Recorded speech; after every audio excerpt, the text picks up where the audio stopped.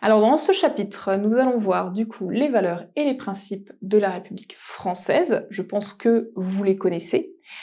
Donc les trois valeurs de la République française sont, en premier, la liberté, en deuxième, l'égalité, et en troisième, la fraternité. Donc ça, effectivement, c'est notre devise. Ces trois mots sont indissociables. On peut essayer de s'imaginer un État qui n'aurait que la liberté comme valeur, et je vous assure que du coup, il aurait un visage très différent.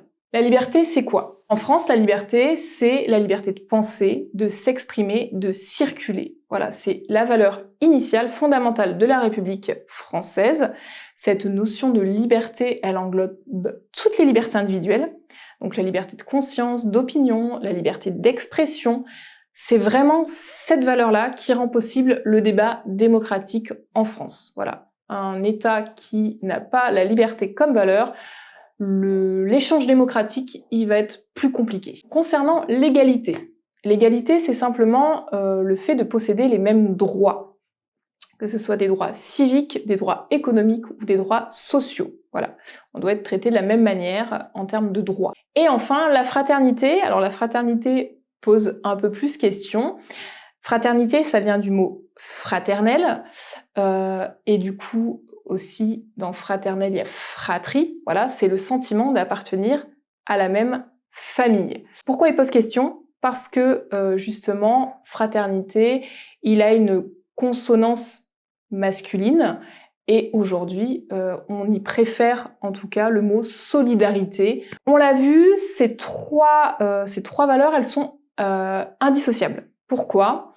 Parce qu'en fait, elles vont se compléter entre elles. Ce sont les révolutionnaires de 1848 qui ont ajouté à la liberté et l'égalité qui étaient présentes depuis le début, cette notion de fraternité dans la Constitution, parce que, en fait, la liberté et l'égalité sans fraternité, ça n'est pas suffisant. Ces valeurs, elles représentent un idéal, une direction que les révolutionnaires ont souhaité prendre lorsqu'ils ont aboli la monarchie. Et forcément, les valeurs, c'est bien joli, mais maintenant, il faut des principes, des règles pour tendre vers ces valeurs, pour fonctionner en accord avec ces valeurs.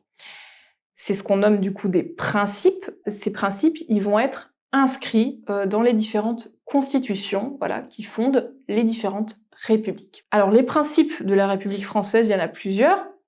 Je vais vous les citer. Donc déjà, la République française, elle est indivisible. Ça veut dire que la loi, elle est la même pour tous. Et ça, c'est marqué, du coup, dans la Constitution. La République française, elle est laïque. La République française, elle est aussi démocratique. Ça signifie que la souveraineté appartient à l'ensemble des citoyens. Donc on peut exprimer, en fait, finalement, sa volonté politique.